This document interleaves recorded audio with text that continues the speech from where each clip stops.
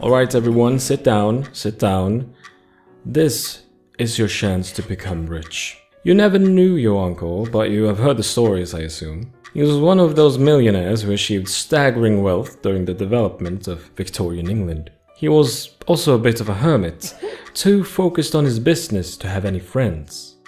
On his deathbed, he surveyed his vast riches and realized that he never took the time to enjoy them, and so he decided to leave his fortune to his most competent relative, the one who is the best at enjoying the pleasures money can bring. In his last will, your uncle stated that each surviving relative will receive a certain amount. Whoever can spend that amount the fastest will get the rest of the fortune. But don't think that spending all that money will be as easy as it seems. Hello everyone and welcome to Board Games with Nurgleprobe, episode 5, Last Will.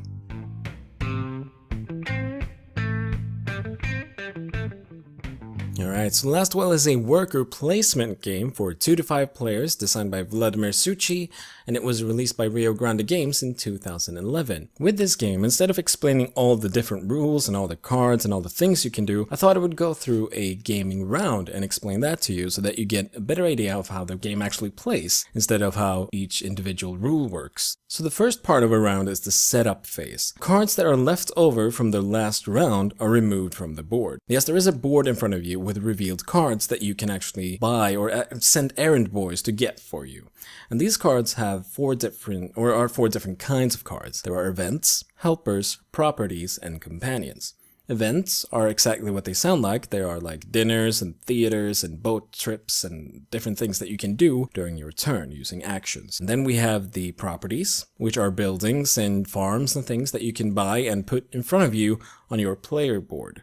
On your player board, you can have 5 different properties or companions that help you and do different things. Then we also have the helpers, which are friends and old school chums and things that you can have on your player board that gives you more actions or gives you the capability to draw more cards and so on. And the fourth card is the companions. The companions can be dogs, horses, guests, and chefs.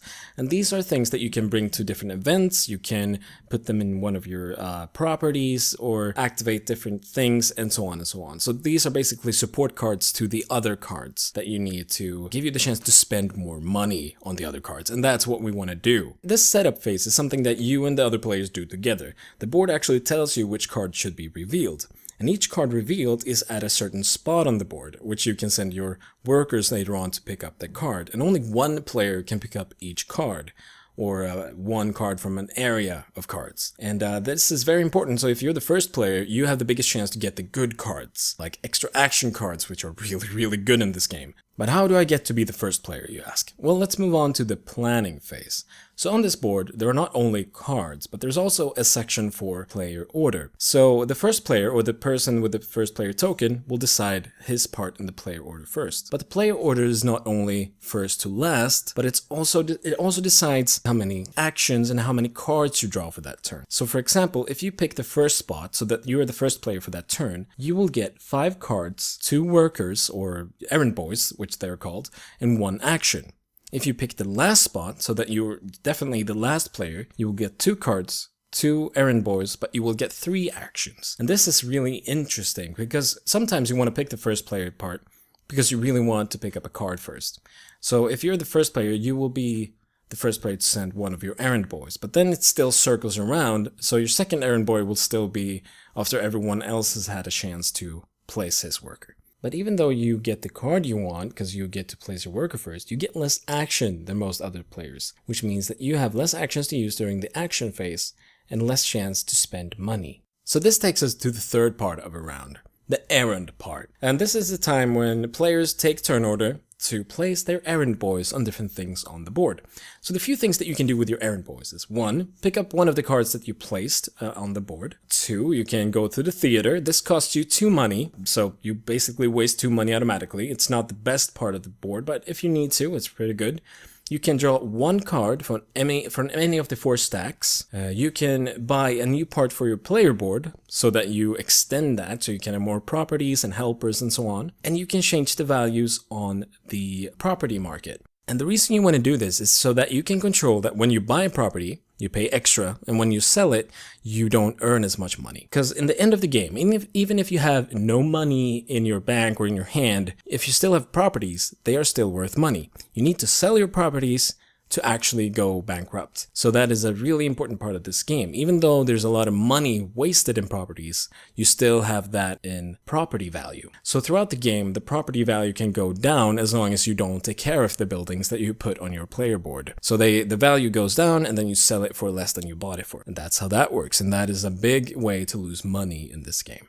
And that are the things that you can do with your errand boys. Then we actually move on to the next phase, which is the very, very important action phase. So the amount of actions you had when selecting turn order is now used. The things you can do with your actions is either play a card in front of you, an event card, do that one-time effect, and lose the money for that. You can also place a property on your board that costs an action, or you can place a helper or a real estate agent or anything like that on your board, and that will also cost an action, or you can actually manage or take care of one of your houses or properties. And this will cost money, but it will also cost action, and the value of that property won't go down. Something else you can do is also that you can put like a chef in one of your properties, which makes that building worth more, and so on and so on. Or actually you can spend more money on that in the following turns, and so on and so on. These are really all the things that you can do in the base game.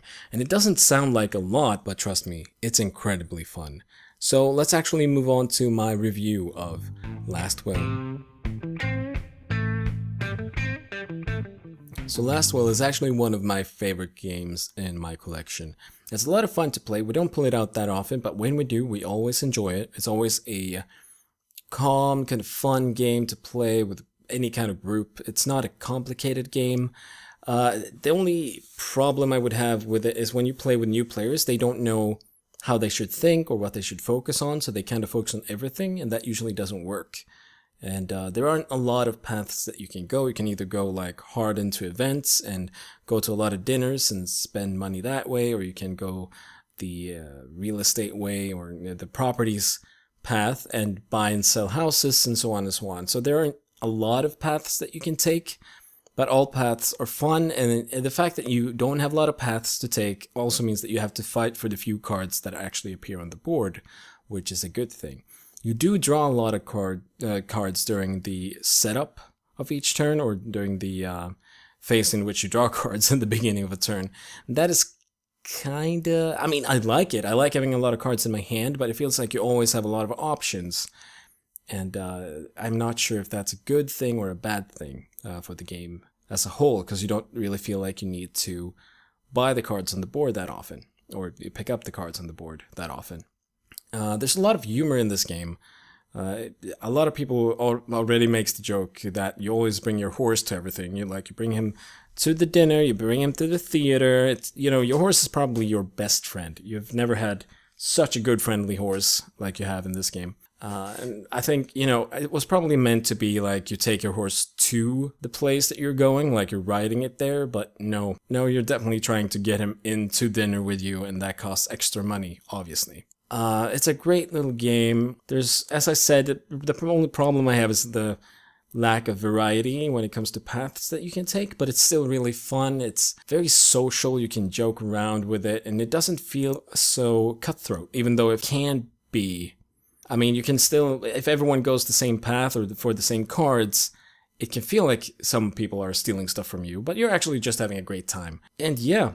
One other problem I have with the rules that we kind of don't play with is the fact that you actually start the game with different amounts of money. And we usually skip that. We try it sometimes, but it's just so broken when one player gets 120 to start with and one player gets 80. Yeah, that's a 40. That's such a huge difference that we really don't play with that too often. We just pick like one value at random, and then everyone starts with that, and then we try to win, basically. So yes, Last Will is a great game. You should definitely try it. I don't think it's for everyone, but but it's definitely a game for me, and I will keep it in my collection for as long as I can. There is an expansion out for it, so you can actually add more to this game, and in the expansion you're trying to lose your job, which is also very fitting to the theme. And that is my review of Last Will. It's definitely a game that I enjoy, it's definitely a game that I like, and try it out if you get the chance. Alright, I'm Nurgleprobe, and thank you for listening to this podcast on the game Last Will.